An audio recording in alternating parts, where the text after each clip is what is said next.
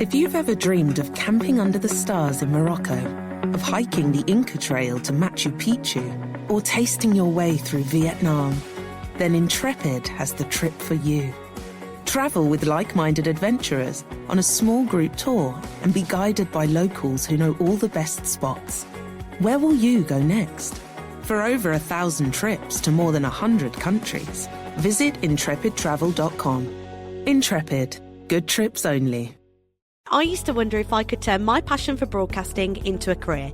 Then I went to a Birmingham City University Open Day. Now I study media production at BCU. Imagine honing your skills in cutting-edge facilities, from TV studios to radio suites, and even having the opportunity to gain industry experience. Well, that's my reality at BCU. Join us at our next Open Day on Saturday the 23rd of March. Search BCU Open Day to book your place now. I am Lauren. I am BCU. Quel meilleur film vous proposez à vos enfants? De parler du film de Youssouf, de parler de l'histoire de Moïse, de parler de comment Moïse a été fort vis-à-vis de Pharaon et des sagesses qu'il y a autour de ces histoires. C'est un Netflix à nous. Et il faut qu'on utilise ce Netflix qui est le livre saint et qui nous apporte énormément d'histoires. Et les histoires permettent de renforcer notre amour vis-à-vis d'Allah subhanahu wa ta'ala. Et quand on montre d'autres histoires à nos enfants et qui ne rentrent pas dans nos valeurs, on ne fait que renforcer ces valeurs-là auprès de leur cœur. Et je pense que déjà, on doit replacer la définition de l'amour au sein de nos foyers pour justement ne pas perdre nos enfants, Inch'Allah. La responsabilité qu'on doit avoir et prendre conscience, c'est que nos enfants sont une amana. Et face à cette amana, quels moyens, quelle stratégie je mets en place pour l'accompagner face aux défis auxquels il fait face. Et là, le message que je donne aux parents, c'est Assalamu alaikum à toi. Moi, c'est Madina. Si tu es convaincu du bien fondé du mariage, mais que tu traverses quelques secousses durant ton voyage, alors tu es au bon endroit. Halal Love, c'est plus qu'un podcast, c'est une mission, celle de nous rappeler la beauté, la singularité et la force qui se cachent derrière cette union sacrée. Chaque semaine, je reçois des couples, des professionnels, des savants, des hommes et des femmes, afin de converser sur le sujet. Ensemble, on cherche à comprendre pourquoi c'est compliqué, mais surtout comment mieux y arriver. Bienvenue dans Halal Love, un rendez-vous hebdomadaire où l'amour est prioritaire et Allah, notre seul repère. Ah, l'amour. Ce sentiment à la fois naturel et en même temps si pluriel. On peut se le dire, comprendre ce qu'est l'amour invétéré, c'est compliqué. Pourtant, on aime depuis toujours. Le premier sentiment amoureux se loge au creux du ventre d'une maman, se déploie dans les liens d'attachement, et puis, un jour, ces grands enfants deviennent des adolescents aux sentiments bien conséquents. C'est quoi l'amour? C'est quoi la sexualité? Je suis obligée de me marier? Ces questions-là, vos enfants se les posent sûrement. Et plutôt que de laisser Google, Netflix ou TikTok leur donner des réponses douteuses aux conséquences parfois désastreuses, nous avions très envie, mon invité et moi, d'ouvrir la voie vers des réponses éclairées, car elles portent en elles la guidance de notre Seigneur bien-aimé. Durant cet épisode, Mariama Öztürk, spécialisée dans l'accompagnement des parents et des adolescents depuis 12 ans, nous fait la joie et l'honneur de délivrer des conseils clairs, avisés et adaptés aux problématiques que rencontrent nombre de parents adolescents. À quel moment parler d'amour avec mes enfants? Dois-je réellement aborder la question de l'intimité au sein de mon foyer? Que faire lorsque j'apprends que mon ado a des relations hors mariage? En plus de ces réponses avisées, Mariama nous rappelle également les challenges colossaux auxquels nous devons tous faire face, à quel point nos adolescents font preuve d'un courage désarmant et qu'il est important de leur rappeler à quel point ils sont inspirants. À l'image du public qui nous en a inspiré l'idée, cet épisode est empli d'amour, de positivité et d'espoir. J'ai pris grand plaisir à l'enregistrer et j'espère de tout cœur que vous en prendrez tout autant à l'écouter. Je remercie Mariama pour sa disponibilité et sa sincérité et sans plus tarder, je vous laisse profiter de notre conversation. Bonne écoute. Assalamu alaikum wa rahmatullahi wa barakatuh, Mariama, comment vas-tu? Wa alaikum salam wa rahmatullahi wa barakatuh, Madina. Je vais bien, tu vas bien? Ouais, alhamdoulilah, barakallahu fik en tout cas de cette invitation. C'est vraiment un plaisir déjà de te retrouver, ça fait longtemps, machallah. Absolument, c'est vrai. Vous ne le savez probablement pas, ceux qui nous écoutaient, mais Mariama et moi, on s'est rencontrés pour la première fois il y a environ 7 ans. Les choses étaient bien différentes pour toi comme pour moi. À l'époque, j'étais uniquement autrice des romans Naïba, je sais tout. Et puis toi, tu étais accompagnatrice essentiellement des adolescentes. Et les choses ont un peu évolué pour toi comme pour moi. Donc, je suis ravie qu'on puisse se retrouver aujourd'hui dans de très belles circonstances, machallah. Alhamdoulilah, c'est un plaisir partagé. Alhamdoulilah. Écoute, Mariama, je vais te demander pour commencer de te présenter aux auditeurs pour qu'on puisse un peu comprendre pourquoi c'est important qu'une personne comme toi puisse répondre à nos questions aujourd'hui. D'accord. Tout d'abord, je m'appelle Mariama, je suis originaire des îles Comores. Mariama Öztürk parce que mon mari il est turc, parce qu'on se pose souvent la question de Mariama Öztürk, où ça vient. Du coup, voilà, la question est réglée. Je suis maman de 3 filles, de 13 ans, 11 ans et 8 ans. Je me considère comme une femme engagée et qui souhaite contribuer à la nouvelle génération, à l'éducation de la nouvelle génération. Et comme tu as dit, je suis accompagnatrice auprès des adolescentes depuis 13 ans. Et depuis 2020, c'est un peu plus tôt, mais depuis 2020, concrètement, j'ai commencé avec les mamans, dans le sens où j'avais beaucoup de demandes de mamans qui me demandaient des conseils sur comment justement accompagner leurs enfants pendant la période de la puberté, de l'adolescence, etc. Et du coup, j'ai été invitée par plusieurs écoles privées, comme dans les mosquées, etc., à intervenir pour justement échanger avec ces mamans-là.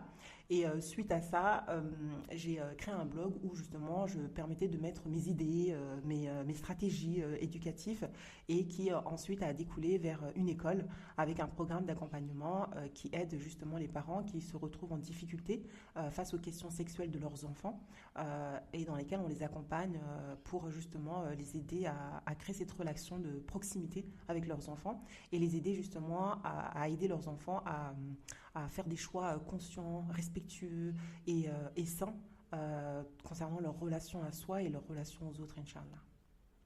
Subhanallah, c'est magnifique. C'est une mission qui est pleine de belles ambitions et sur lesquelles on manque encore beaucoup d'intervenants sur le sujet, mais je ne doute pas que dans les années à venir, vous serez encore plus nombreuses. Et justement, ma prochaine question, ça porte un peu sur ça, à savoir que, donc, comme tu l'as très bien dit, tu accompagnes les mamans et puis les adolescentes sur les questions liées à l'éducation selon nos valeurs et plus précisément l'éducation sexuelle. Et je me dis, on n'est pas sur des métiers hyper anciens. C'est-à-dire qu'à l'époque où on allait voir le conseil d'orientation, je ne suis pas sûre que c'est vers ça qu'on aurait pu diriger. Donc ma question, en tout cas, je me dis qu'il y a forcément eu un déclic qui t'a fait dire c'est vers ça que je veux tendre, parce que on n'est pas sur une vocation qui naît très très tôt. Est-ce que tu peux nous en parler ? Alors, ce qu'il faut savoir, c'est que moi, je ne suis pas du tout dans le milieu de l'éducation. J'étais dans les finances. J'étais dans le milieu financier qui n'a deux salles, deux ambiances. Ouais, voilà, qui n'a rien à voir avec le monde de l'éducation. Et en fait, suite à la reprise de mes études en sciences religieuses, j'ai démissionné de mon poste d'agent financier pour être alignée à mes valeurs. Et j'ai eu ma première fille. Et à ce moment-là, je me suis posé la question, comment je peux m'orienter, qu'est-ce que j'aime bien, etc. Et ce moment-là, en fait, en regardant, c'est bizarre, mais je regardais par ma fenêtre et je regardais ma fille et je disais, mais quel exemple ma fille, elle aura ? Quel modèle ma fille va avoir dans cette dunya ? Et je me suis rendu compte qu'en étant moi-même maman, quand j'étais adolescente, j'aurais aimé qu'on réponde à mes questions existentielles parce que, tu vois, j'ai repris mes cours de sciences religieuses, j'avais 21 ans, tu vois, et je me suis dit, c'est dommage qu'on n'ait pas ces ressources, ces connaissances-là à cette période où, justement, on se pose énormément de questions existentielles. C'est un enjeu considérable, en fait, c'est là qu'on en a besoin. Ouais, justement, et en fait, on est en train de se construire, on est en train de construire notre identité, et Absolument. on a besoin d'avoir des réponses qui, justement, valident nos valeurs, en fait, et notre identité musulmane. Et face à ça, je me suis dit, ce que je vais faire, je vais créer un espace où je vais accueillir des adolescentes musulmanes, où justement, j'ai envie de leur transmettre en fait, tout ce que j'apprenais dans mes cours de sciences religieuses, de fiqh, de sira et tout. En fait, tu sais, quand on était adolescent, moi je suis de la génération des années 80, tu vois, et à l'adolescence, on n'avait pas... on avait la culture musulmane, mais on jeûnait, il n'y avait pas de prière, etc. Alhamdoulilah, à l'âge de 14 ans, c'est venu, mais il y avait des questionnements, tu vois, j'avais des questionnements, je priais parce que je voulais demander à Allah de me pardonner, etc. mais j'avais pas des réponses, tu vois, existentielles sur pourquoi je suis musulmane, pourquoi les femmes elles doivent se voiler, pourquoi il y a certaines choses qui sont interdites, etc. Et je me suis dit, ce que je vais faire, je vais répondre à ces questions de ces jeunes filles qui peut-être aussi se posent les mêmes questions et qu'elles se retrouvent en contradiction avec les valeurs occidentales et les valeurs musulmanes. Et suite à ça, en fait, j'ai eu des questionnements qui étaient tout le temps liés à l'amour. Et ça, à la c'est les sexualité. jeunes filles que tu as invitées dans cet espace-là qui avaient ces questions-là? Oui, en fait, elles avaient des questions, tu sais, Mariama, pourquoi en fait on peut pas sortir avec pourquoi l'islam interdit de sortir avec des garçons, pourquoi par exemple, tu vois, moi j'ai une copine qui est musulmane et pourtant elle sort avec des garçons, par exemple, j'ai une amie à moi, elle a 13 ans et elle a avorté, voilà, comment je peux l'aider. Elles étaient vraiment dans une idée d'aide, d'entraide, vraiment. Et dans une idée aussi d'incompréhension. Elles ne comprenaient pas en fait les comportements de certaines musulmanes et du coup, elles se disaient, on me dit ça, mais en même temps, je vois d'autres faire le contraire. Et suite à ça, je ne vais pas te cacher, j'étais un peu démunie et désemparée parce que, comme j'ai dit, moi, je viens du milieu des finances, j'avais repris mes études de sciences religieuses. Je me suis dit, mais comment je vais aider ces jeunes filles sur ces questions-là, en fait? Et j'ai tout simplement décidé, en fait, d'aller me former. Et là où j'habitais, dans le 94, il y avait la maison des adolescents qui proposait des formations autour de la psychologie de l'adolescent, autour des addictions, etc. Et en allant dans ce milieu-là, je me suis rendu compte qu'en fait, on amène nos enfants à ce type de comportement, en fait, tu vois. Et on m'avait distribué un livre autour des questions des adolescents sur l'amour, la sexualité, et j'ai été, mais je te dis, mais choquée. J'ai encore ce livre, tu vois, mais je l'ai caché en haut de ma bibliothèque parce que je veux absolument pas que mes enfants tombent dessus. Et j'ai été choquée parce qu'en fait, j'ai trouvé très pornographique ce livre, dans le sens où on mettait des images vraiment à l'encontre de notre religion et qu'on offrait ce livre gratuitement à nos jeunes. À la maison des adolescents, c'est ça en plus, dans un autre qui est censé les recevoir? Non. Ces livres-là étaient distribués au collège. En fait. Ah oui, d'accord. En fait, quand j'ai eu ce livre, je suis partie voir mes jeunes filles. J'ai dit, les filles, est-ce que vous avez reçu ce type de livre à l'école et tout? Et plein de jeunes filles ont dit, ah oui, maman, Mariama, je l'ai eu, je l'ai donné à ma mère. Et après, alhamdoulilah, j'avais la chance, c'est que les premières jeunes filles qui venaient, j'avais une très bonne relation avec leur maman. Du coup, on avait cette possibilité d'échanger, de dire, voilà, faites attention, il va y avoir ce livre. Et du coup, les filles donnaient le livre directement à maman. Et on échangeait, on disait, faites attention parce que ce livre ne correspond pas à nos valeurs et qu'il y a des images qui ne sont pas appropriées au niveau de la pudeur et qu'on doit regarder, etc. Et en fil en aiguille, je continue à me former et là, je me forme auprès d'une sexologue qui justement va m'ouvrir les yeux sur la perversité sexuelle et dans lequel je me dis non, il faut que le nombre de parents et le nombre de jeunes filles musulmanes soient informés et aient connaissance de cela pour que justement on puisse préserver notre foi et préserver notre santé mentale concernant ces questions-là, puisque nous on a des valeurs vraiment profondes concernant le mariage, concernant la chasteté, etc. Et du coup pour moi c'était très important de maintenir ces valeurs au sein de nos foyers, Inch'Allah. Waouh, subhanallah, c'est impressionnant parce que de ma compréhension, en fait, tu es partie d'une rétrospective des questions que tu te posais en te disant je vais répondre aux questions auxquelles moi j'aurais aimé qu'on me réponde finalement, et puis finalement tu réalises que, et c'est la justesse un peu de ta réflexion, c'est que tu t'es réadapté à la réalité en fait des personnes que tu voulais accompagner, et tu as réalisé à quel point ces jeunes filles avaient des questions qui n'étaient finalement pas basées directement sur la spiritualité, mais qui ont des conséquences profondes sur notre spiritualité. Le fait d'avoir des relations amoureuses hors mariage, évidemment que ça a des répercussions sur notre spiritualité. Le fait de ne pas comprendre pourquoi on ne peut pas avoir de relations avant le mariage, ça peut avoir un impact sur notre spiritualité aussi. Avant qu'on aborde la question de la sexualité, etc., parce que ça, j'aimerais vraiment qu'on en parle, j'aimerais revenir sur deux choses. La première, c'est que tu as dit que c'était nous qui amenions à ce type de comportement auprès de nos enfants. Est-ce que tu peux développer ce point-là? Parce que ça m'intéresse beaucoup, puisque je pense qu'il y a beaucoup de parents qui veulent bien faire et qui ne réalisent pas que peut-être dans leur décision éducative, il y a des conséquences que derrière, ils ne pourront pas maîtriser. Repose-moi ta question, redis-moi ta question. Oui, ma question c'est que à un moment donné dans ton discours, tu as dit que tu t'étais renseigné que quelque part c'est nous qui amenons nos enfants à ce type de comportement. Est-ce que tu parlais du comportement du fait d'avoir des relations hors mariage, ou est-ce que tu parlais du fait de se poser autant de questions? Et si oui, comment mieux faire en fait? Non, en fait, ce que je disais, c'est que on a un ennemi. Mon professeur de fiqh nous disait ça. Il dit l'inconvénient qu'on a aujourd'hui, c'est qu'on ne connaît pas notre ennemi. Et l'un des ennemis qui nous a été déclaré, c'est Shaitan, c'est sûr. Mais aussi, il y a des hommes avec un grand H qui sont nos ennemis. Et aujourd'hui, il faut qu'on prenne conscience que quand je faisais mes formations, il y a un ennemi qui est puissant et qui utilise des moyens, comme je disais par rapport au livre que je t'ai dit, c'est un livre qui a été distribué gratuitement dans les collèges. Du coup, en fait, il faut qu'on prenne conscience que l'ennemi a sa stratégie, en fait. Et nous, en tant que parents, il faut qu'on puisse développer cette stratégie de comment je vais préserver la foi et la santé mentale de mon enfant. Parce que demain, je vais me retrouver, et c'est ça qu'il faut qu'on comprenne, qu'on soit croyant ou pas, on croit tous à la mort. Et notre finalité à tous, ce sera la mort. Et du coup, en fait, en tant que croyant, on sait que quand on va mourir, on va rencontrer Allah subhanahu wa ta'ala qui va nous poser des questions sur notre responsabilité en tant que parents. Et la responsabilité qu'on doit avoir et prendre conscience, c'est que nos enfants sont une amana.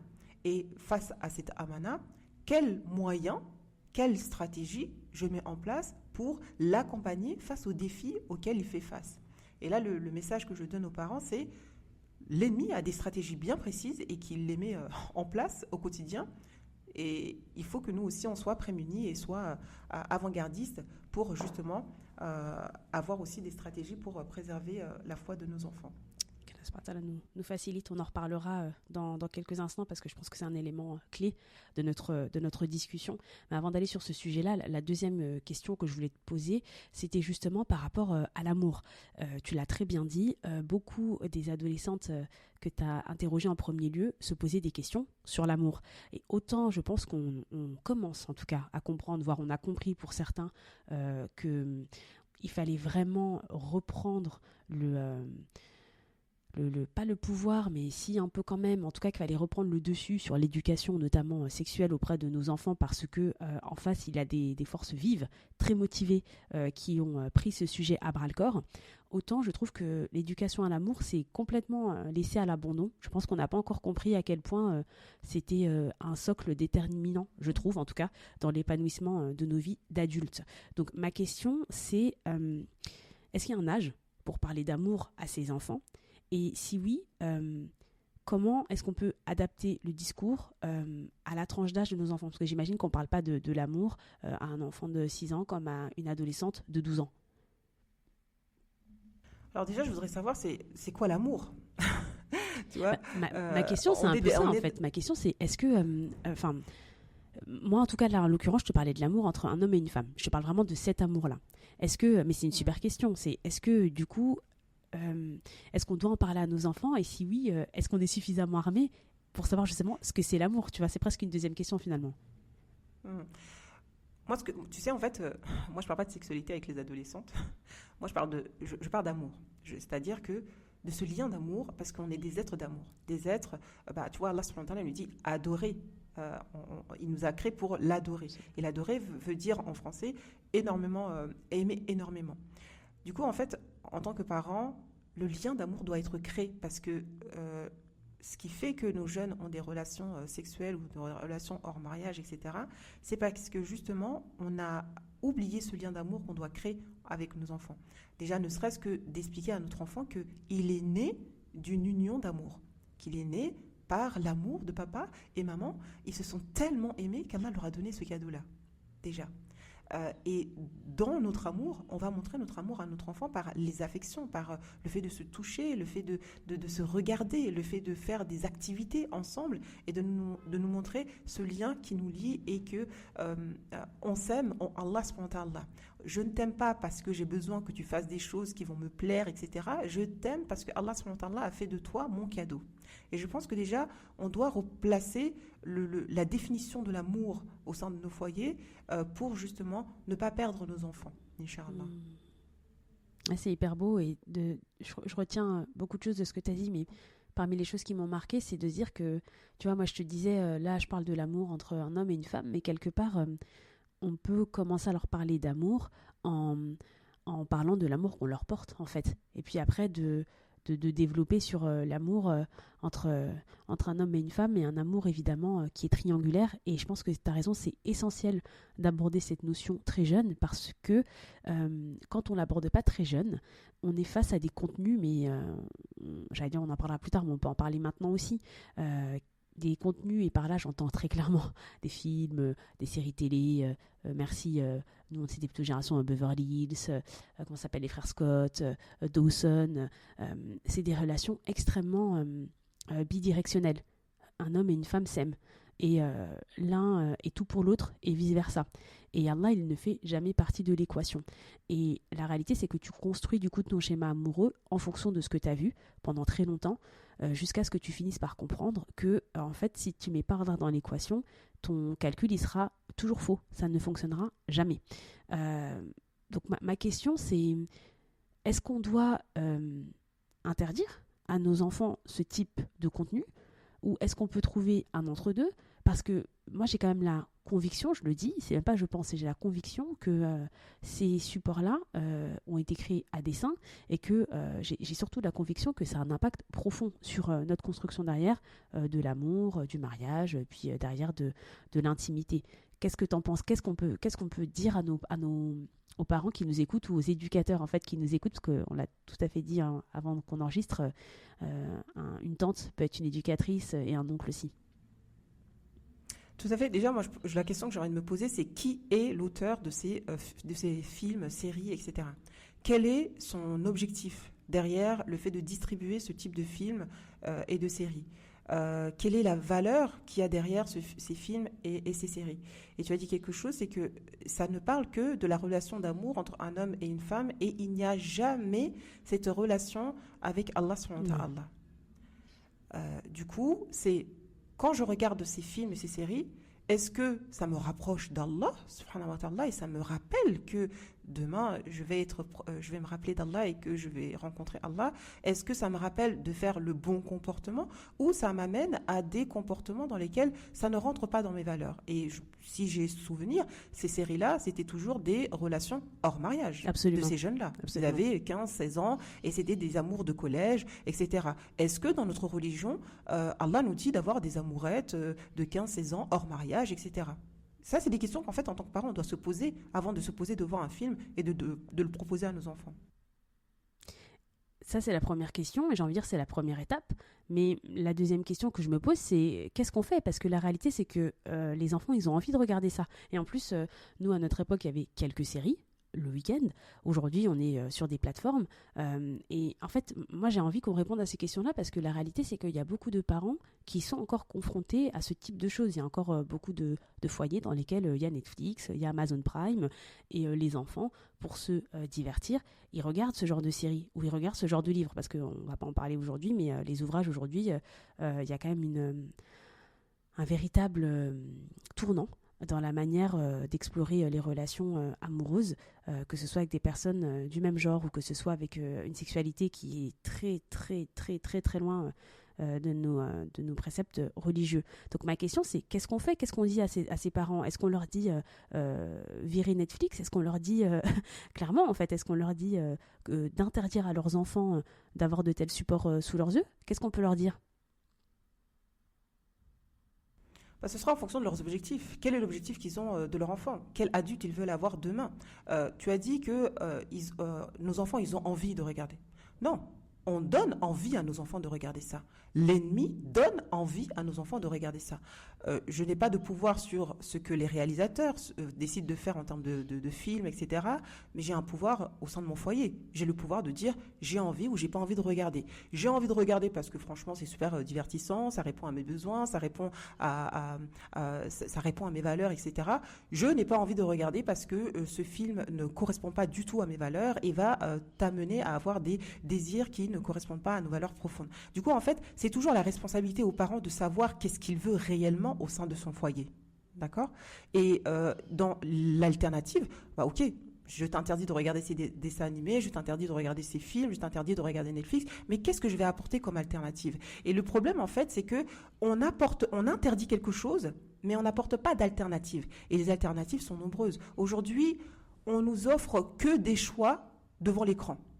Alors que sortir à l'air pur, sortir faire de la randonnée, sortir aider une personne malade. On peut avoir autour de nous des voisins qui sont malades et qui ont envie d'aller à la mosquée, ne serait-ce, ou des élèves qui ont des difficultés et dire mon enfant, je vois que tu es fort en maths, peut-être que tu pourrais être un élève et un appui pour ta petite sœur ou ta petite cousine ou le petit voisin qui a des difficultés. Aujourd'hui, on n'amène qu'à être dans la passivité, que dans des plaisirs immédiats.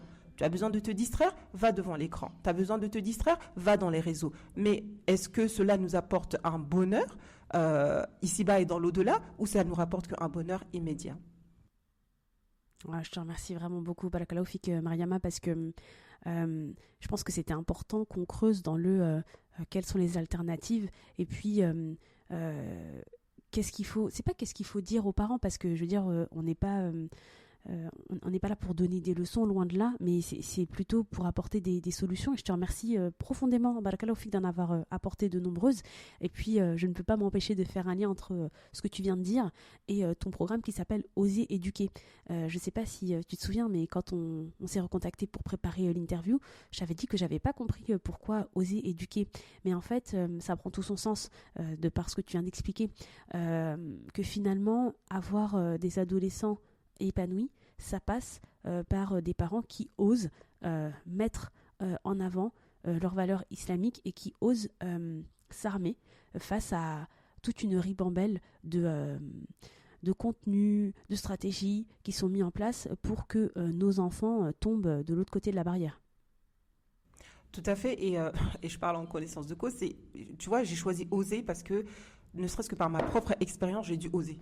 Tu vois, ne serait-ce par ma propre expérience, franchement, en tant que parent musulman, il faut du courage pour éduquer, c'est un vrai... Pourquoi il faut du courage? Est-ce que tu peux expliquer? Parce que comme on disait, c'est vrai, alhamdoulilah, en tant que tata, tonton ou d'autres personnes, on a vraiment à cœur d'aider et d'accompagner nos neveux et nièces qu'on considère comme nos enfants, alhamdoulilah. Mais c'est vrai que moi je me dis toujours, mais pourquoi il faut du courage en fait? Qu'est-ce qui fait qu'il faut du courage pour éduquer son enfant en 2024 dans un pays non musulman? C'est peut-être un peu naïf, mais j'ose poser la question. Dans le sens que toi, dans ton foyer, tu vas lui enseigner des valeurs, comme le respect, la pudeur, l'amour du savoir, etc. Mais que tu as face à toi, il faut être honnête. Aujourd'hui, le contenu qu'on propose à nos enfants, c'est que du contenu où il y a de la méchanceté, il y a de la médisance, toutes les maladies du cœur en fait. La jalousie, la séparation entre un père et son enfant, la mère et son enfant. Du coup, ces contenus ne sont pas créés en vain. Je te donne un exemple. J'avais lu une étude d'un psychologue qui parlait des téléréalités. Ça a commencé en 2000, les téléréalités. Et il expliquait qu'en fait, tous ces contenus, ils ont repris tous les comportements et tous les mauvais comportements, à dire la vérité, et sont amenés à ce que quand tu regardes quelque chose, tu vas limiter l'effet miroir. Tu vas limiter automatiquement. Et du coup, en fait, le fait de créer les petits moments où on est devant la caméra, on parle que oui, elle a fait ça, on médit en fait. Ça veut dire que on est en train de dire à notre enfant, quand tes copines ne sont plus là, tu peux médire de ta copine et dire elle a pas fait ça, elle a fait ça, c'est pas bien, etc., etc. Ne serait-ce que entre nous-mêmes, parfois on hait nos enfants. Parfois, il y a des enfants qui haïssent leurs parents. Et d'où ça vient cela? Et pourtant, le verbe, le haïr, c'est vraiment une émotion forte, quoi, tu vois.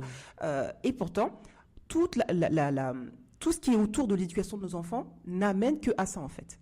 Et c'est pour ça qu'en fait, il faut qu'on soit conscient il faut vraiment du courage pour dire, je vais à contre-courant. Tout le monde va dans ce sens-là et dit, mais je suis obligé de donner ça à mon enfant, je suis obligé qu'il regarde ça, etc. Et du coup, toi, tu es à contre-sens à dire, non, j'ai le droit de choisir en fait, parce que cette responsabilité m'est donnée à moi, parce que comme je t'ai dit tout à l'heure, il y a des gens qui n'ont pas d'enfants. Et Allah, il a décidé que c'est toi que je te donne cet enfant.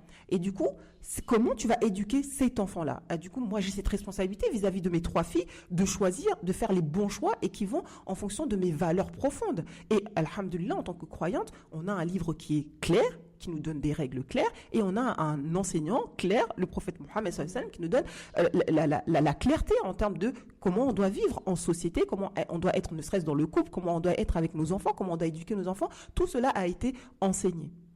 Et du coup, en fait, il faut énormément du courage pour dire non à la société qui, justement, ne cesse que nous, déjà nous-mêmes, en tant que femmes musulmanes voilées, nous renvoie que des lois pour braver nos droits, en fait. Ne serait-ce que nos droits éducatifs. Aujourd'hui, on nous interdit de faire l'école à la maison, puisque l'école à la maison, l'école, on nous dit, c'est obligatoire. Non, l'école n'est pas obligatoire. C'est l'instruction qui est obligatoire. Et c'est aux parents de choisir où il veut mettre son enfant. Mais quand toi, tu prends conscience de ça et que tu dis, j'ai envie d'utiliser mon droit de choisir où j'ai envie de mettre mon enfant, on te dit non.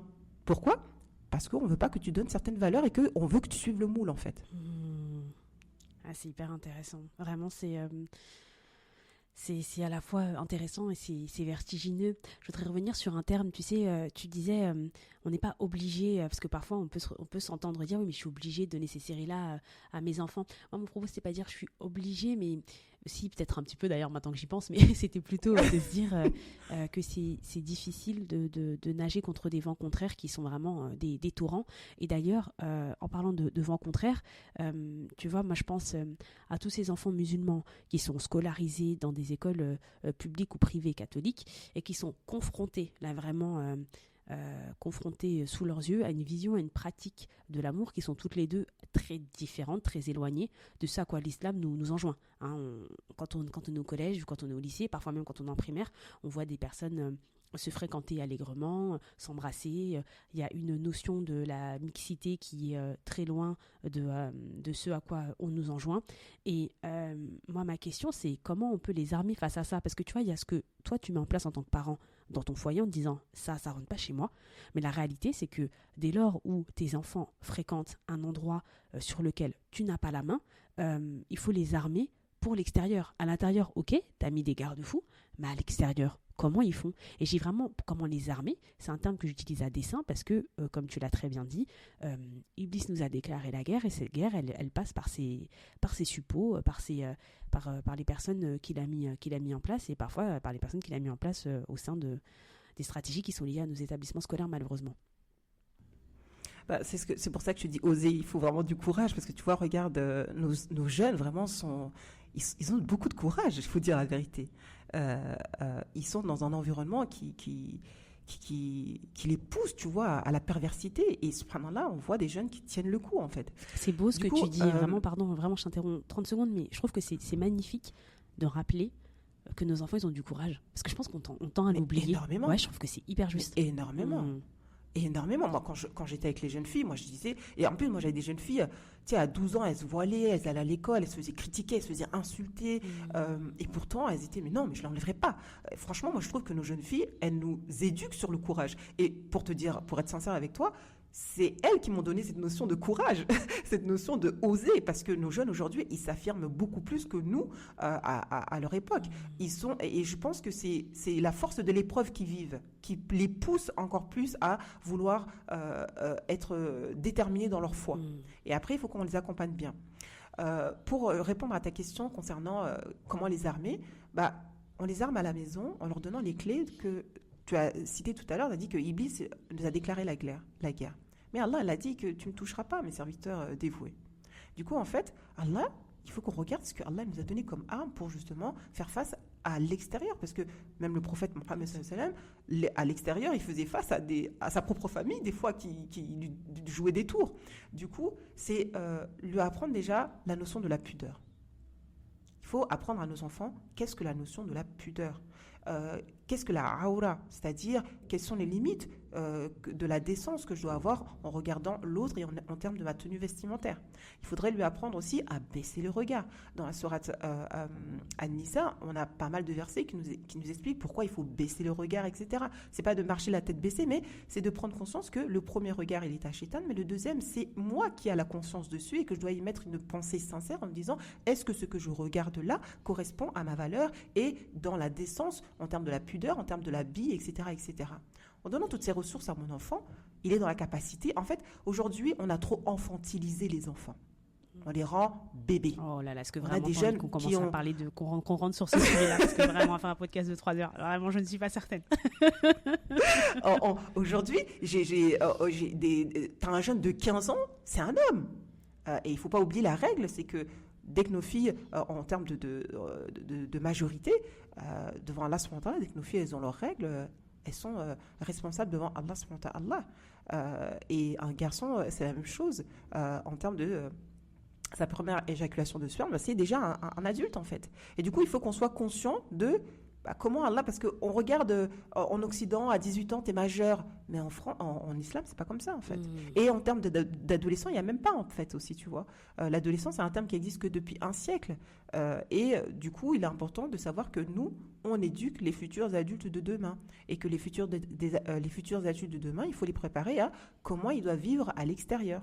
Et ça, c'est super important. Waouh, tu as dit plein de choses sur lesquelles j'aimerais vraiment beaucoup rebondir. La première chose, pour faire dans l'ordre, c'est que je trouve que c'est très intéressant de dire que pour armer nos enfants face à ce genre de situation, il faut pouvoir les éduquer sur l'importance de la pudeur. Je trouve que c'est hyper intéressant de se dire qu'on peut déjà commencer par là, en fait, de se dire que avant de rentrer dans des grandes théories ou avant de leur dire halal, haram, de rappeler à nos enfants que là, il va être confronté à des endroits qui sont... qui pousse à l'impudeur en fait, que ce soit comme tu dis l'impudeur vestimentaire ou l'impudeur au niveau du regard, très important parce que là ça met tout le monde sur un même pied d'égalité, qu'on soit un jeune adolescent ou une jeune adolescente, tout le monde doit faire preuve de pudeur et c'est extrêmement important. Je trouve que c'est beau, c'est hyper intéressant de se dire que ça peut être une belle arme en fait. Tu l'as dit, hein, la deuxième arme qui est quelque part la première, c'est de toujours garder à l'esprit les préceptes de notre Créateur et de faire en sorte de pouvoir leur transmettre d'une manière générale.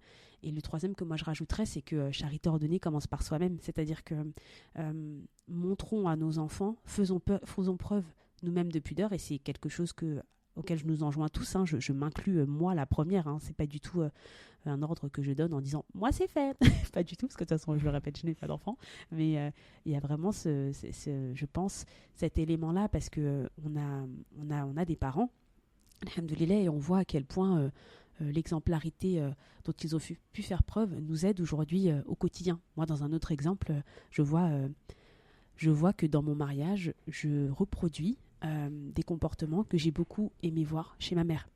Elle m'a pas donné ce conseil-là en me disant Madina, fais ça. Mais je l'ai vu faire, j'ai vu les fruits de tout ça, et je me dis, ça, je l'emmène avec moi dans mon mariage. Donc l'exemplarité, je trouve que c'est extrêmement important. La deuxième chose sur laquelle je voulais rebondir, en fait il y en a deux, c'est que tu as tout à fait raison quand tu dis que l'adolescence, c'est un concept qui a été inventé il y a environ un siècle. Et ça, Mariama, c'est toi qui me l'as appris il y a 7 ans. Et j'oublierai pas, alhamdoulilah, je te redonne ta couronne, comme on dit. Parce que moi, je m'en souviens, quand tu m'as dit ça la première fois, je me suis dit, mais comment ça a été inventé? Mais évidemment qu'il y a l'adolescence, évidemment, qu'on a les crises d'adolescence, qu'on traverse tout ça. Mais en fait, ce que tu m'avais expliqué très justement, c'est que de base, il n'y a pas l'adolescence. C'est une nouvelle étape en fait qu'on a créée. Aujourd'hui, elle est réelle, elle est sous nos yeux. Mais de base, on n'est pas obligé de passer par tout ça. On n'est pas obligé de passer par la crise d'adolescence. On n'est pas obligé de... Normalement, t'es un garçon, t'es une fille, t'es un petit garçon, t'es une petite fille, puis après, t'es un jeune homme, t'es une jeune femme. L'adolescence, il n'y a pas. Et je me dis que l'islam a vraiment cette logique-là, parce que quand on le voit dans nos sociétés occidentales, qu'est-ce qui se passe? C'est qu'on dit de nos enfants que ce sont des enfants jusqu'à un âge parfois canonique, vraiment. Et pour autant, on leur donne la liberté sexuelle, on te dit your body, your choice, your body, your rule. Donc d'un côté on te dit ça, d'un côté on te dit t'as le droit d'avoir des relations sexuelles, parce que c'est de ça dont il s'agit, mais t'es trop jeune pour avoir un enfant. T'as le droit de sortir avec des garçons, mais tu vas pas te marier quand même. Il y a une dissonance cognitive qui n'est pas bonne. Alors, je ne dis pas mariez vos enfants à 13 ans. Hein. Ce n'est pas ce que j'ai dit. Ne me faites pas dire ce que je n'ai pas dit. Mais ce que je dis, je pointe juste la dissonance cognitive, et je te remercie de l'avoir souligné à nouveau sur le podcast. Ce qu'il faut savoir, c'est que aujourd'hui, les stratégies de l'ennemi, on est conscient. En plus, aujourd'hui, il le dit ouvertement. Hein. Par exemple, quand il dit on va parler d'éducation à la sexualité. Mais aujourd'hui, on est en train de voir que on est en train de légaliser la pédophilie, par exemple, la pédocriminalité, parce que comme tu dis, ils disent que t'es majeur qu'à 18, et même l'adolescence, ça peut aller jusqu'à 25 ans si t'es encore chez tes parents, etc. Mais pourtant, à 6, 7 ans, on te dit si t'as des plaisirs, tu peux les assouvir, etc. Mais aujourd'hui, sur le terrain, on tombe sur des problèmes d'inceste, des grands frères qui vont tester la sexualité sur leurs petits frères ou leurs petites sœurs parce que justement on leur donne des idées à n'en plus finir en fait, ou des jeunes hommes ou des jeunes filles qui tombent, parce qu'il y a aussi beaucoup de jeunes filles qui tombent sous le coup de contenu addict à du contenu intime qui n'est pas autorisé, voilà, qui n'est pas autorisé et du coup en fait il faut être vraiment avant-gardiste et c'est pour ça que je dis il faut vraiment beaucoup de courage aujourd'hui pour tenir le coup parce que on est pris de tous les côtés en fait. Oui, bien sûr, bien sûr. J'ai une dernière question concernant l'amour et les adolescents, c'est est-ce qu'on doit prendre au sérieux les histoires d'amour de nos enfants? Prenons un exemple. Je suis un parent et je découvre que mon enfant soit est amoureux d'une personne, soit il a une relation amoureuse avec une autre personne. C'est quoi la meilleure des réactions à avoir en tant que parent musulman? Déjà, se poser, c'est qu'est-ce qui a fait qu'il a eu cette relation? Qu'est-ce qui fait que mon enfant ait eu cette relation, dans le sens qu'est-ce que je lui ai enseigné pour justement prendre conscience que la relation entre une fille et un garçon, c'est dans le mariage. Tomber amoureux, c'est pas un problème, hein, parce que l'amour, comme on a dit tout à l'heure, il faut savoir qu'il y a une étude qui a été faite, les jeunes tomberont amoureux plus de 19 fois jusqu'à 19 ans, quoi, tu vois. Mais Wow. tomber amoureux, c'est un sentiment. Je ressens de l'amour, une attirance vers une personne. Après, c'est très bien que tu aies cette attirance et ces sentiments, et c'est noble, parce qu'Allah, il nous a créés pour justement avoir cette attirance et cet amour pour l'autre sexe. Et je précise bien, parce qu'aujourd'hui, maintenant, c'est avec le même sexe. Et ça, il faut que les parents le prennent conscience. J'étais tombée sur le cas de cette jeune fille de 14 ans qui flirtait avec une autre fille. Du coup, déjà, quand nos enfants ont un sentiment amoureux vis-à-vis de l'autre sexe, on dit Alhamdulillah. Et après, c'est de dire Allah subhanahu wa ta'ala nous juge en fonction de nos intentions. C'est-à-dire que quelle intention tu vas mettre et quelle action tu vas mettre suite à ce sentiment d'amour. Ce n'est pas parce que tu es amoureux et que tu ressens un désir vis-à-vis de cette personne qu'il faut tout de suite passer à l'acte. Parce qu'aujourd'hui, en fait, dans la société dans laquelle on vit, c'est t'es amoureux, teste, vois si c'est bien et après on verra. Absolument. Non, j'ai des valeurs. J'ai des valeurs. Et tu as des valeurs, mon enfant. Et Allah subhanahu wa ta'ala te récompensera. Parce qu'il dit, Allah, il récompense ce jeune qui s'est préservé, qui a gardé sa chasteté. Du coup, en fait, c'est de savoir quel enseignement je donne à mon enfant concernant ad-dunya et al-akhira, les récompenses. Parce que nous aimons les récompenses. Est-ce qu'on parle des récompenses qu'on aura le fait de se préserver jusqu'au mariage? Est-ce qu'on parle des récompenses qu'on aura de rester respectueux vis-à-vis de nos parents jusqu'à la fin de notre vie, etc. Du coup, en fait, il est important de revoir notre mode éducateur.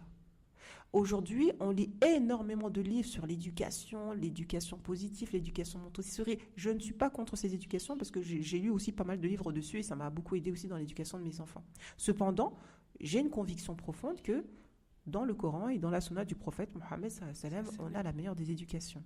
Sachant que ces livres d'éducation prennent leur source aussi dans les différentes religions. Du coup, on n'a pas à envier de ces livres-là. On a juste à regarder, à ouvrir la sourate Luqman, ne serait-ce.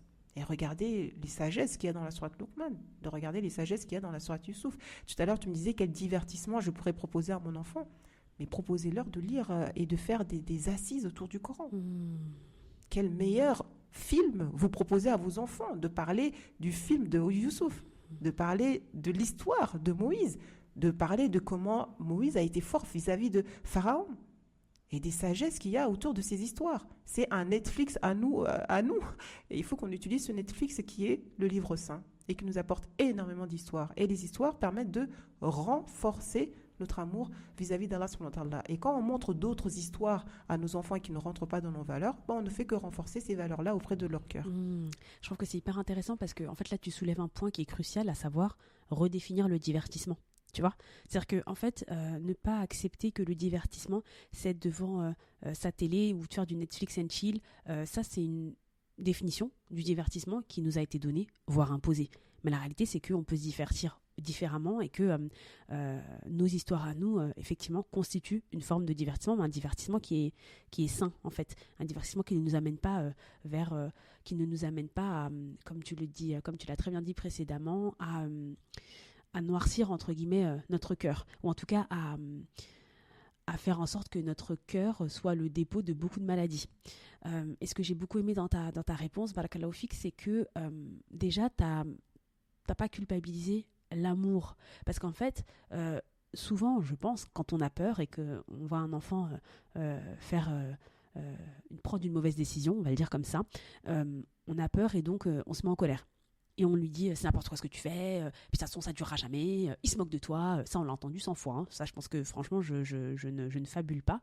Et en fait ce que tu as proposé comme solution, à savoir de se dire bon ben c'est pas le sentiment c'est pas sur ça en fait que tu seras interrogé, c'est sur tes actions, de scinder les deux. Je trouve que c'est intéressant parce que ça permet de pas parce que je pense qu'en fait on perd les adolescents quand on leur dit ça. Oui, c'est n'importe quoi, et puis de toute façon tu sais pas ce que c'est que l'amour. Moi je trouve que déjà quand j'étais adolescente je me disais mais ça c'est la pire des choses à dire, parce qu'en fait quand t'es ado et que t'entends ça, t'as qu'une envie, c'est de dire il comprend rien, moi je l'aime vraiment. Et ce qu'on oublie souvent, c'est que je sais jamais c'est laquelle partie du cerveau, mais la partie des adolescents, enfin quand on a en tout cas cet âge-là qui est le plus développé, c'est le cortex, je crois, je sais plus, mais en tout cas c'est une partie où c'est un peu le centre des émotions. Donc en fait quand un adolescent nous dit je ressens ça, c'est pas faux ce qu'il ressent, c'est juste qu'en fait c'est décuplé par rapport à ces autres parties qui elles sont un peu moins développées. Là où il y a le centre des décisions, etc., c'est un peu moins développé que là où il y a la partie où il y a les émotions. Donc il faut pas aller à l'opposé ou à contre-courant de ce que l'enfant ressent, parce que je pense que c'est là qu'on va plus le perdre qu'autre chose. Et ce que j'ai trouvé très intéressant dans la seconde partie de ta proposition, c'est de se dire rappelons à nos adolescents, à nos enfants, l'intérêt de se préserver. C'est toujours se dire voilà ce que tu as à gagner mon enfant, et tu as beaucoup de choses à gagner. Ça je pense que ça peut vraiment être des pistes de réflexion pour les parents, et vraiment je te remercie Mariama. Après, tu sais, pour revenir sur ça, il faut tout simplement revoir la pédagogie qu'utilisait le prophète Mohammed sallallahu alayhi wa sallam. Quand j'avais entendu cette histoire où tu vois il y a un jeune qui demandait au prophète sallallahu alayhi wa sallam est-ce que je peux forniquer avec un tel, les compagnons ils étaient énervés le fait qu'il pose cette question, et le prophète disait tranquille, calmez-vous, et il commence à lui poser des questions. En fait la stratégie qu'on doit utiliser auprès de nos jeunes, c'est d'amener à ce que lui-même il réfléchisse, d'accord. Il dit est-ce que tu accepterais que quelqu'un fornique avec ta mère? Il a dit non. Est-ce que tu accepterais que quelqu'un fornique avec ta sœur? Il a dit non. Est-ce que tu accepterais que quelqu'un fornique avec ta tante, etc. Et il a continué à lui poser des questions jusqu'à qu'il comprenne que, non, il accepterait pas ça. Pourquoi lui, il accepterait de forniquer avec la sœur de quelqu'un, la mère de quelqu'un, la fille de quelqu'un, etc., etc. Du coup, en fait, il faut toujours avoir en tête l'adulte que je suis en train d'éduquer. Et le prophète sallallahu alayhi wa sallam, il avait toujours cette pédagogie il connaissait la psychologie de chaque compagnon, de chaque personne qui venait l'interroger, et il interagissait avec lui en fonction de sa personnalité, en fonction de sa façon d'être, etc. Et du coup, le problème, c'est qu'aujourd'hui, on veut éduquer tous nos enfants de la même manière. Alors qu'on voit bien que dans une même fratrie, on a un qui aime plus le chocolat ou qui n'aime pas... Tu vois ce que je veux dire ? Du coup, en fait, aujourd'hui, on ne prend pas en compte en fait, la diversité des personnalités, la singularité des personnes qu'on a en face de nous, et l'objectif. En fait, je pense qu'on perd des fois l'objectif qu'on est en train de faire. C'est-à-dire, pourquoi j'éduque cet enfant ? Je l'éduque à devenir qui, en fait ? Je l'éduque à devenir qui, auprès de qui déjà. Et quand je parle du sentiment de je te comprends, en fait, parce que nos jeunes, en fait, ils se sentent incompris. Ils ont besoin d'amour. Et l'amour, c'est un sentiment noble. Du coup, en fait, si ce jeune homme va dans les bras d'une autre fille ou cette fille va dans les bras d'un autre garçon, c'est parce que déjà son réservoir d'amour est vide et qu'il va chercher à le remplir avec autre chose, etc. Déjà, il faut être dans cette justesse. Et généralement, les jeunes filles que j'accompagnais qui tombaient justement amoureuses d'un garçon, quand je prenais le temps de comprendre leurs émotions et de dire mais qu'est-ce qui t'a fait tomber amoureux de ce garçon ? Qu'est-ce que tu aimes chez lui ? Qu'est-ce que tu aimerais construire avec lui ? Est-ce que tu le vois que ce serait un bon père ? Même quand vous avez 15 ans, est-ce que tu vois que ce serait un bon père pour tes enfants ? Est-ce que tu penses te faire construire ta vie avec lui ? Et bien finalement, en me posant toutes ces questions, je lui disais, va poser ces questions à ce garçon. Si tu penses qu'il sera capable de répondre et capable d'aller voir ton père et ta mère, on discutera de cet amour. C'est de les mettre face à leurs responsabilités finalement. Est-ce qu'on met face à nos enfants à nos responsabilités, ou on est toujours maître sous le contrôle de c'est moi qui décide ? Mais comme tu as dit tout à l'heure, n'oublions pas que les enfants, ils aiment se rebeller. Un enfant où on lui dit de la négativité, à dire mais starfourla, c'est pas bon, etc., lui il va se dire mais il comprend rien, je vais continuer. Surtout qu'en plus, eux, ils voient vraiment que de la beauté dans ce sentiment-là. Donc, quand tu leur dis Sarfoudra, c'est moche, en fait, tu vas vraiment complètement à l'encontre de ce que eux voient, en fait. Au-delà même de leur esprit de rébellion, c'est que vous voyez pas du tout les mêmes choses. Et peut-être que l'idéal, ce serait vraiment d'emprunter ses lunettes le temps d'un instant, de se rappeler que nous aussi, on a eu leur âge et que nous aussi, on s'est sentis incompris. Donc, mais je pense qu'encore une fois, c'est un sentiment qui est presque humain de se rebiffer, d'être un peu énervé.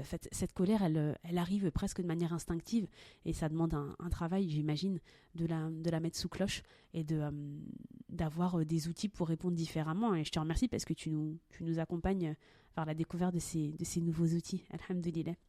J'avais une question par rapport au sujet du mariage. À quel âge, selon toi, il est approprié de parler de mariage à ses enfants? Tu viens d'en parler finalement, tu vois, tu as donné un peu l'exemple en disant, c'est vrai, hein, tu as répondu à la question avant même de l'avoir entendu, machallah. Mais je te pose cette question parce que moi, je trouve que quand arrive la question du mariage, on est dans notre vingtaine. En fait, j'ai l'impression qu'on ne nous parle pas du tout du mariage, mais vraiment pas. Et puis un jour, on a 20 ans et on nous dit, hop, faut que tu te maries là. Je te dis, ah oui, d'accord, ok, il faut que je me marie. Sauf qu'en fait, tu ne sais pas ce que c'est que le mariage. Tu connais pas tes droits, tu connais pas les devoirs, tu connais pas, tu sais pas comment choisir un bon prétendant. Et pendant tout ce temps, c'est ce que tu disais, tu sais, au début de l'interview, j'ai eu une éducation religieuse, j'ai repris une éducation religieuse à 21 ans, mais en fait, j'en aurais eu besoin plus tôt. Là, pour moi, c'est pareil au niveau de l'éducation du mariage. C'est-à-dire que tu commences à comprendre... pour les plus jeunes d'entre nous, ce que c'est que le mariage et ses impacts dans ta vingtaine, vraiment pour les plus jeunes. Mais la réalité, c'est que on aurait dû apprendre à mieux choisir plus jeune, parce que la réalité, c'est que on a des sentiments amoureux qui naissent, on a des choix qui peuvent se faire plus tôt. Donc ma question, c'est à quel âge, selon toi, on peut ou on doit aborder la question du mariage? En fait, sur ça, c'est la connaissance. Et comme je t'ai dit, si on sort du côté mon enfant, il faut quand nos enfants ils nous regardent, ils nous voient en couple, en fait.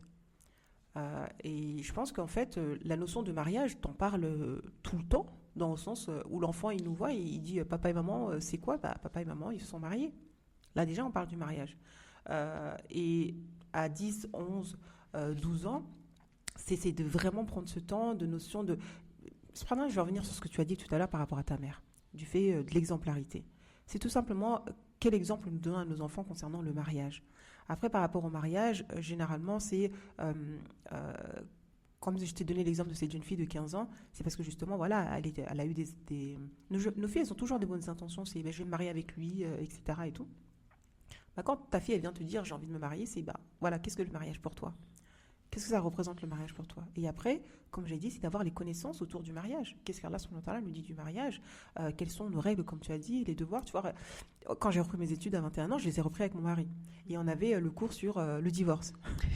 Et moi et mon mari, on se regardait à chaque fois, tu vois, du coin de l'œil comme ça. Ça ne te concerne pas, je te préviens. Voilà, on se regardait du coin de l'œil. Voilà, on se regardait comme ça. On se dit, et tu sais... À chaque fois qu'on sortait du cours, on se disait « Alhamdoulilah qu'on fait ces cours ensemble ». Parce que j'aurais pu faire les cours tout seul, lui restait à la maison, faire son travail, etc. Et moi rentrer et dire « Ah tu sais, chérie, il a dit ça, tu dois faire ça, tu dois… » Et ça aurait été peut-être dans un système de conflit, tu vois. Alors que là, le fait qu'on l'ait entendu ensemble, on peut en discuter. Ouais, toi, qu'est-ce que tu as compris par rapport à ça? Toi, qu'est-ce que tu as compris? Et ça nous a permis aussi de sortir un petit peu de ce système occidental, tu vois, où où tu vois… le mouvement féministe, tu vois, j'aime pas dans le sens où, tu vois, on nous amène à être contre l'autre, contre l'homme, tu vois. Et cependant-là, de fait d'avoir fait ce cours, et je pense que la base des bases, c'est la connaissance. Il faut amener nos enfants de la connaissance à la conviction.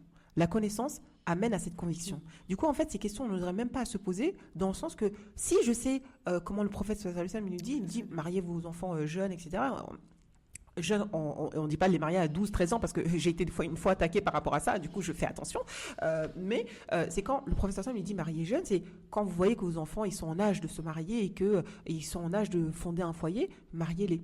Et je te donne un exemple, on a des jeunes à 20 ans, ils veulent se marier et on leur dit non, il faut que tu finisses tes études. Pourtant, les jeunes filles que j'ai accompagnées, quand on leur enseignant l'ensemble des priorités, elles faisaient des études de médecine, elles se sont mariées dans leurs études de médecine ou leurs études de Coran, ou tu vois, elles se mariaient pendant leurs études. Elles savaient qu'en fait, elles se prémunir des... voilà, surtout qu'à l'université, tu sais bien comment ça se passe. Alors du coup, non, marie-toi, mais garde l'objectif, prends quelqu'un qui aura cette conscience que tu as envie de finir tes études, que tu as entamé des études de médecine, de marketing, de je sais pas quoi, etc. Et que c'est important pour toi et que est-ce qu'il est prêt à t'accompagner dans ce cheminement en termes de tes études? Oui, bien Généralement, quand... notre rôle en tant que parents, c'est d'apprendre à nos enfants à bien se connaître, pour qu'ils savent justement, comme j'ai dit tout au début, à faire des choix conscients, sains et respectueux en fonction de leurs valeurs. Pour que quand on leur propose le mariage ou quand eux-mêmes, quelqu'un va venir leur proposer, ils soient dans la capacité de « lui ne va pas me sauver, je suis une ». Il est un, on va faire nous. C'est pas je suis une, j'ai besoin de lui pour m'élever. On va être ensemble et le nous va faire des enfants, va faire qu'on va s'accompagner, va faire qu'on va être des compagnons, etc. etc. Bien sûr. Et c'est pour ça qu'aujourd'hui, la notion de mariage se perd dans le sens, on veut fuir quelque chose, tu vois. On veut être sauvé de quelque chose. Et on n'a pas pris ce temps de se retrouver avec soi-même. Et puis je pense que la notion de mariage, elle se perd aussi parce que... en fait, on a enlevé beaucoup de choses qui étaient un peu réservées au mariage, on les a sorties, et puis après on se dit, en fait, cette petite boîte vide, à quoi ça sert? Ça sert à rien. Du coup, je me marie pas. Je pense qu'il y a beaucoup de ça. Et encore, je pense que quand tu es dans une réflexion et quand tu es dans ta foi musulmane, c'est pas une boîte complètement vide, parce qu'il y a quand même beaucoup de choses que tu sors pas de ta boîte a priori. Mais par contre, je pense que quand t'es pas... moi, je me dis toujours, moi, si j'étais pas croyante, est-ce que je me marierais même? Tu peux tout faire en dehors du mariage. Tu peux vivre avec une personne en dehors du mariage. Tu peux voyager avec elle. Il y en a qui font des enfants en dehors du mariage. En fait, le mariage, ça devient une coquille vide, en fait. Et la réalité, c'est que même si dans les personnes qui pratiquent la religion musulmane, on n'est pas arrivé à ces extrémités-là. La réalité, c'est que on part en voyage, on fait nos vies. Et je dis pas qu'il faut rien faire avant de se marier. C'est pas du tout ce que je dis, mais c'était juste pour rebondir au fait qu'aujourd'hui, on se marie de moins en moins. Je pense qu'on se marie de moins en moins parce qu'en fait, il y a des choses qui étaient agréables à faire dans le cadre du mariage. Aujourd'hui, on les a sortis de leur boîte en se disant oui, mais il faut bien que les célibataires y vivent aussi. Et en fait, je pense que ça a été une mauvaise manière de prendre le problème. Mais ça, voilà, ça ne changera rien à la situation qu'on vit aujourd'hui. En tout cas, ce que je retiens de ta réponse, c'est que un enfant, ce que je retiens, c'est qu'on n'est pas obligé à chaque fois de poser son enfant en disant mon enfant, je vais te parler du mariage. Parfois, il y a l'exemplarité. C'est l'exemple que je donne avec ma maman. Et puis c'est effectivement ce que tu disais toi, c'est que la manière dont on vit notre couple a un impact dans la manière dont nos enfants va percevoir le couple et le mariage. Et quelque part, quand on a préparé cette conversation, toi et moi, Mariama, je me souviens qu'une des choses qui m'a le plus marquée, c'est de voir à quel point éduquer un enfant, c'est réparer l'enfant qu'on a été soi-même, en fait. Et quelque part, cette réponse, c'est un peu ça. C'est de se dire, mais en fait, faut toujours te checker toi, faut toujours essayer de faire en sorte que toi, là-dessus, tu puisses avoir fait au mieux, parce que ça, déjà, ce sera la première étape d'apprentissage de ton enfant. C'est un peu ça? Tu sais, j'étais en train de réfléchir à quelque chose pendant que tu me posais ta question. Je voulais juste revenir sur un truc, après tu me reposes ta question, d'accord? Pour la notion de mariage, une des choses que vous pouvez faire, et ça m'est revenu en fait, ça m'a fait rire, c'est de parler de votre propre mariage et de sortir l'album photo de mariage et de montrer ça à vos enfants. Comment ça s'est passé, qui était à votre mariage, etc. Et en fait, tu vois, mon mari, il est turc et moi, je suis comorienne. Et nos filles, on leur a présenté les différentes cultures. Et ce week-end, on avait acheté une robe pour un événement que ma fille va fêter. Et elle était toute belle. On a commencé à pleurer. On s'est dit, oh, c'est comme une mariée, tu vois, et tout. Et elle nous fait la blague, ah, mais le café n'est pas prêt. Parce qu'en fait, les Turcs, quand le célibataire, le fiancé vient, on doit préparer un café, etc. Et ça m'a fait rire. Et elle a que 11 ans, tu vois. Et ça m'a fait rire parce que on a rigolé dessus et on a commencé à rigoler. Ça veut dire que Aujourd'hui, en fait, il faut vraiment déculpabiliser les choses et ramener de la joie dans nos foyers. Et ramener, en fait, que ces choses-là, le mariage, c'est quelque chose de joyeux. Et vraiment reprendre l'histoire du prophète Mohammed sallallahu alayhi wa sallam. Il a dit, suivez-moi, en fait. Je me suis mariée, mariez-vous, en fait. Et après, c'est pas tout le monde qui va se marier et on ne va pas faire de complexe par rapport à tout ça et tout, mais par rapport au mariage, franchement, moi je trouve que en ayant accompagné les adolescentes, elles m'ont vraiment appris sur le fait de garder la joie. Tu vois, la joie dans notre foyer, l'importance de... J'avais ramené une jeune fille à une conférence, elle m'a dit, je savais pas que les imams, ils rigolaient. Parce que l'imam, il faisait beaucoup de blagues pendant la conférence, etc. Du coup, en fait, je pense qu'il faut redonner... parce que tu vois, dans les séries, on nous montre que l'Amérique, c'est les meilleurs, les Occidentaux, c'est les meilleurs. Mais on nous représente jamais. Et même quand on nous représente, c'est toujours dans la négativité. Même dans les médias, on va parler de nous de façon négative. Et tu sais, moi, je détestais, par exemple, les femmes voilées, tu vois, parce qu'on avait, dans BFM, dans tous les médias, on m'a donné une image, mais tellement noire, on peut en parler que de pour ça. moi, c'était, voilà, que c'est, ah non, j'aime pas du tout les femmes voilées, Moi, quoi. tu sais, j'en Et étais du coup, même en fait, à un point où, quand on me disait, oui, telle personne s'est voilée, j'étais en mode, oh non, c'est vraiment genre, oh, un soldat au combat. voilà, tu vois. Voilà, tu vois. Et du coup, en fait, il faut changer nos perceptions. Absolument. Et je pense que les filles, en me poussant, tu vois, comme je t'ai dit, j'étais dans les finances et j'ai dû me reformer, j'ai dû faire pas mal de formations pour comprendre. En faisant ces formations, je te jure que c'est ça qui m'a donné le courage, en fait. Wow. Et je pense que c'est la connaissance. C'est pas pour rien que Allah subhanahu wa ta'ala, il commence par Iqra. La connaissance, ça aide énormément. Et Omar ibn Khattab disait que se poser les bonnes questions, c'est la moitié de la science. Du coup, il faut qu'on se pose les bonnes questions sur aujourd'hui, comment j'éduque mon enfant, qu'est-ce que je lui transmets comme valeur, etc. Et est-ce que ça va dans le chemin que j'ai envie de les amener et tout. Et déculpabiliser et revenir à soi, qui je suis en tant que parent, quelle croyante je suis, quelle femme je suis, quelle épouse je suis, quelle fille je suis, pour justement mettre des mots dessus pour qu'est-ce que j'ai envie de transmettre à mes enfants. Qu'est-ce que je n'ai pas du tout apprécié, que je n'ai pas du tout envie de transmettre à mes enfants. Ah oui, c'est hyper beau. Voilà, c'est ce qui m'était revenu avant que tu me poses ta question. Non, mais de toute façon, honnêtement, on va avancer parce que je trouve que ce que tu as dit là, c'est vraiment magnifique et on peut s'arrêter là. Je note juste que, effectivement, quand tu disais, on peut avoir tendance à penser que les Américains, oui, les Américains, c'est un peu les meilleurs. En plus, moi aussi, je suis vraiment le cliché de l'enfant des années 80 qui a été biberonné à la télé, qui rêvait de l'American Dream. Je suis partie aux États-Unis. Enfin, vraiment, parce que pour moi, au-delà de c'est les meilleurs, surtout en termes d'épanouissement familial, ils nous montraient des familles qui avaient l'air tout le temps heureuses, quoi. C'était vraiment la famille rigorée, quoi. C'était vraiment on rêvait de ça parce qu'en fait il y avait beaucoup d'amour dans tout ça. Et tu l'as très bien dit, quand on est adolescent, je trouve encore peut-être plus quand on est une femme, mais il faut voir, parce que c'est un public que je connais pas bien et je voudrais pas faire de généralités qui sont trop courtes. Enfin, je voudrais pas faire des raccourcis. Je trouve qu'on manque beaucoup d'amour et on donne beaucoup de choses pour être aimé. Alors que parfois, nos parents ont vraiment donné leur maximum pour remplir ce réservoir. Mais c'est comme si on arrivait avec un petit déficit en nous. On a toujours besoin d'être aimé. Et si on n'a pas en tête qu'il y a que Allah qui peut nous nourrir et nous combler de cet amour, on peut vraiment faire des choix profondément... pas forcément douteux, mais tristes en fait. En tout cas, qui seront pas à notre avantage et qui vont pas nous emmener vers des voies, vers des voies qui sont saines. Et ça me fait une transition pour la dernière partie quelque part de notre conversation. C'est sur l'éducation sexuelle.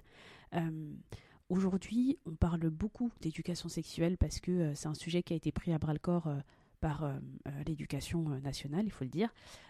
Mais force est de constater que c'est un terme qui continue d'intriguer, voire qui fait peur à certains parents, notamment des parents musulmans. Est-ce qu'aujourd'hui, toi, Mariama, tu peux nous dire clairement ce que c'est que l'éducation sexuelle ? L'éducation sexuelle au niveau de l'école, c'est d'enseigner à nos enfants qu'est-ce que le plaisir, qu'est-ce que le consentement, comment se protéger dans des rapports sexuels, etc. et tout. Alors qu'avant, c'était plutôt utilisé dans le terme on nous expliquait l'anatomie, le corps, tu vois, etc. Mais ça a pris une tournure aussi différente. Pourquoi ? Parce que depuis 2013, on propose ces cours de l'éducation à la sexualité dès la maternelle, mais de façon subtile à travers des livres où la jeune fille peut, dans des livres, on lui propose des livres où elle peut se masturber, où justement elle peut se mettre toute nue devant tout le monde, devant des figures d'autorité, etc. Et tout ça. C'est depuis 2013, tu dis ? Bah, tu sais, quand j'ai commencé à aller voir les auteurs de livres comme Tous à poil, c'était un livre qui était proposé. Et en fait, là, c'était les enseignants qui devaient choisir s'ils voulaient l'enseigner à l'école ou pas. Tu vois, il y avait quand même ce choix. Mais quand j'ai vu ce type de livre qui était proposé à certains élèves, que ce soit en maternelle ou en primaire, bah, personnellement, quand je suis partie les voir, j'ai dit, mais je suis choquée en fait, parce que l'enfant, je me mets tout nu devant la grand-mère, devant la police, devant vraiment des figures d'autorité dans lequel où l'enfant il a confiance. Et je disais, mais c'est pas l'amener à perdre sa pudeur et à amener à des dérives sexuelles. Et elle disait, bah non, on fait ce qu'on veut. Voilà, il y avait même une femme qui s'est levée, elle dit, moi je me mets tout nu devant mes enfants, je fais ce que je veux. Je dis, d'accord, on fait ce que vous voulez, mais avec nos enfants, non. C'est-à-dire que dans votre foyer, vous faites ce que vous voulez, mais je ne veux pas que ça soit enseigné à nos enfants, etc. Du coup, ça fait un bon moment, même les années 2000, nous quand on était au collège, en quatrième, on avait des cours de l'éducation à la sexualité où on nous parlait de préservatifs, etc. Ah oui, c'est etc. vrai, Du coup, j'avais en fait, oublié. Ouais, c'est vrai. faut pas, Attention, il faut nous, pas on était plus au lycée, tu vois, pas au collège. Ah, Au collège. Ok, je me souvenais C'était plus. au collège, Ok. c'était en quatrième. Ok, d'accord. C'était en quatrième quand on faisait ce cours. Et là, aujourd'hui, j'ai des mamans qui me disent, bah, ma fille de CM1 a un cours sur l'éducation à la sexualité. Ma fille de... En fait, tu vois, moi, j'agis qu'en fonction de ce que j'ai comme retour, en fait, tu vois. Je mets en place des solutions en fonction des problèmes que les parents rencontrent sur le terrain. Moi, quand j'ai une maman qui me dit, bah, Mariama, ma fille, à l'école, en CE2, sa camarade de classe lui a dit, est-ce que tu as déjà regardé un film X? Et qu'en fait, sa fille, en rentrant à la maison, prend le téléphone de sa mère et regarde un film X, et qu'après, sa mère, elle se retrouve dénue, elle se comprend pas. Bah, en fait, bah, quelle solution je peux apporter à ça? Tu vois. Et en fait, je pense que beaucoup ne sont pas conscients de ce qui se passe réellement sur le terrain. Soit on fait semblant, soit on ferme les yeux, soit on n'entend pas ce que, comme tu as dit, le ministre de l'Éducation dit, en fait. Et il a dit. Il a dit, on va apprendre ça à vos enfants. Mais ils sont malins, ils utilisent des termes affectifs, relationnels, sexuels. Ça allait être ma prochaine question. Si ça allait être ma prochaine question, mais avant d'aller sur cette question, j'en ai une autre parce que tu as très bien défini ce qu'était l'éducation sexuelle telle que définie par le gouvernement.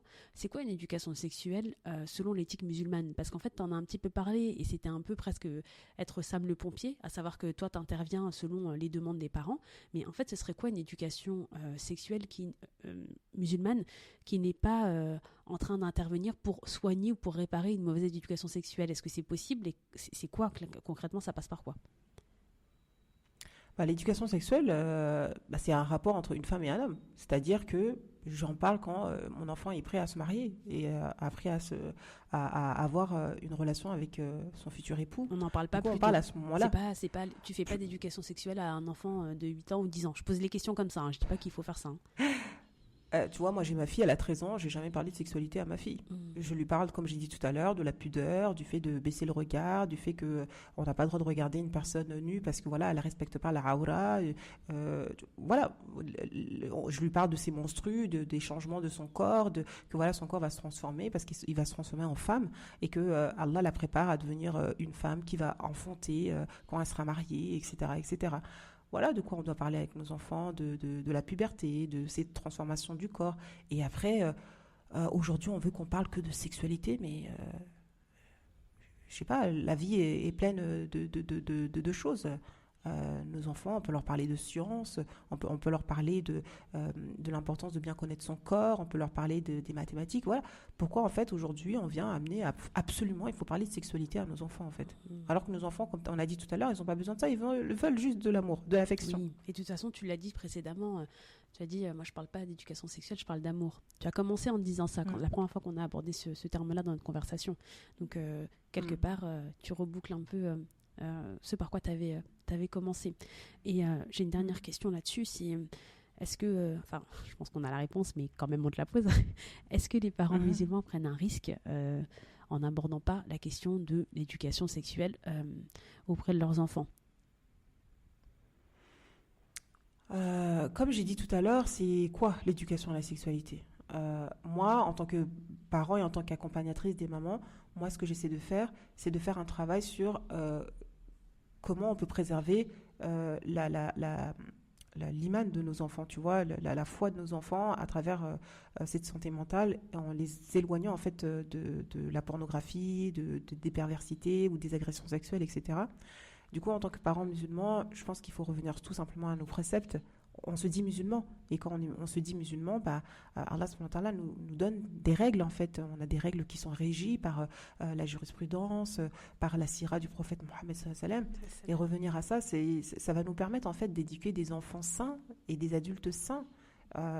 Et la question c'est, est-ce que je suis en train d'éduquer un adulte sain ou pas en fait?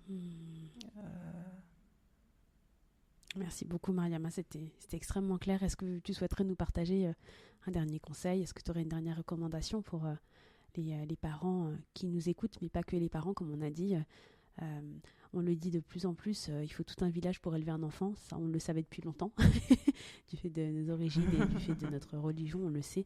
Et éduquer, ça ne passe pas que par les parents. Il y a une armada d'adultes qu'Allah subhanahu wa ta'ala a mis à la disposition autour de nos enfants pour aider à éduquer, dès lors où les parents veulent aussi ou sont disposés à laisser la place.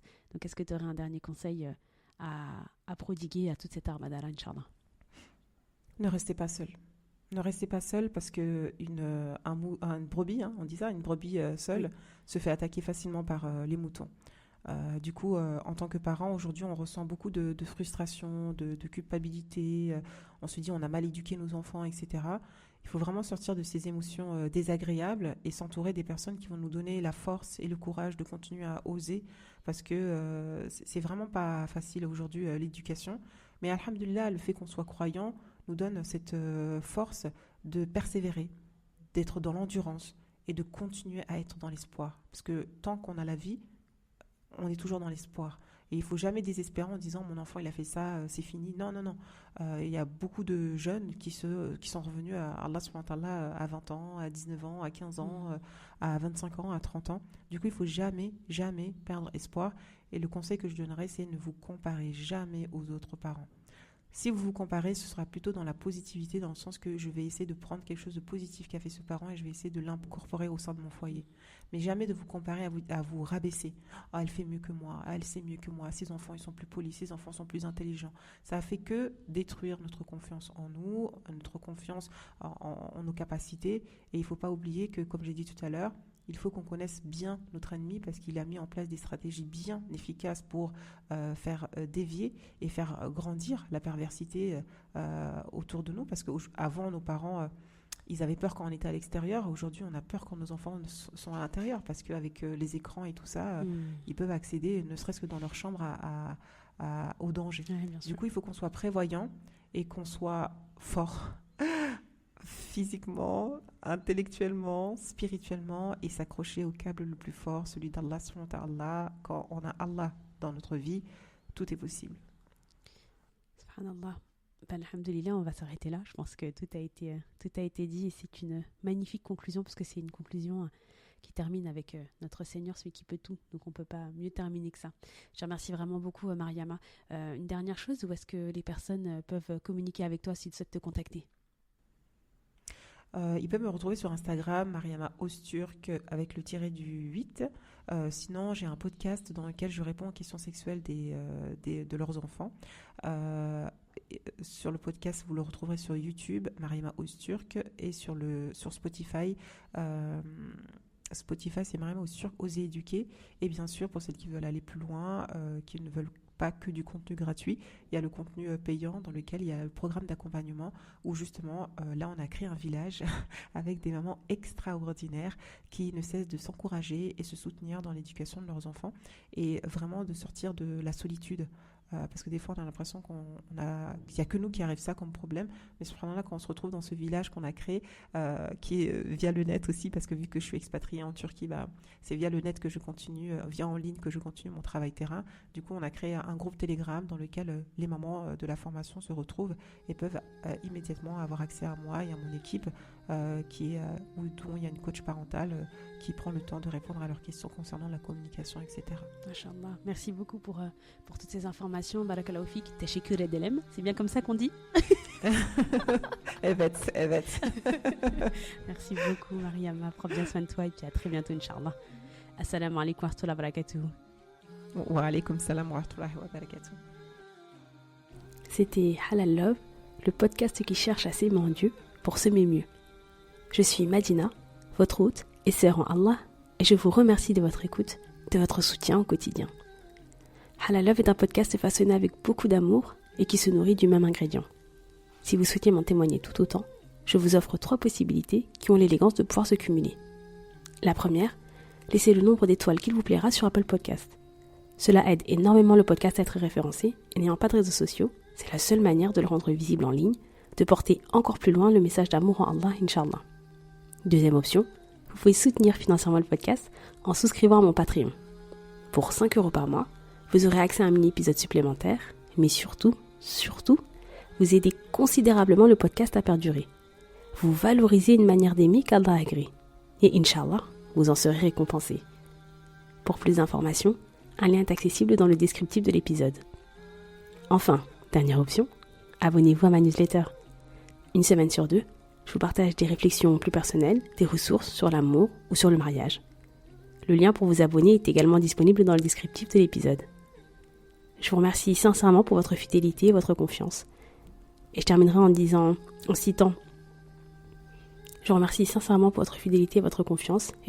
citant notre cher et tendre Abu Bakr as-Siddiq, radiallahu anhu.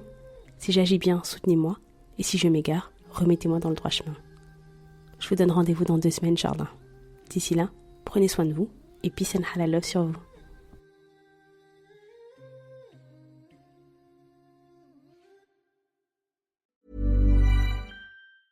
If you've ever dreamed of camping under the stars in Morocco, of hiking the Inca Trail to Machu Picchu, or tasting your way through Vietnam, then Intrepid has the trip for you. Travel with like-minded adventurers on a small group tour and be guided by locals who know all the best spots. Where will you go next? For over 1,000 trips to more than 100 countries, visit intrepidtravel.com. Intrepid. Good trips only. I used to wonder if I could turn my passion for broadcasting into a career. Then I went to a Birmingham City University Open Day. Now I study media production at BCU. Imagine honing your skills in cutting-edge facilities, from TV studios to radio suites, and even having the opportunity to gain industry experience. Well, that's my reality at BCU. Join us at our next Open Day on Saturday the 23rd of March. Search BCU Open Day to book your place now. I am Lauren. I am BCU.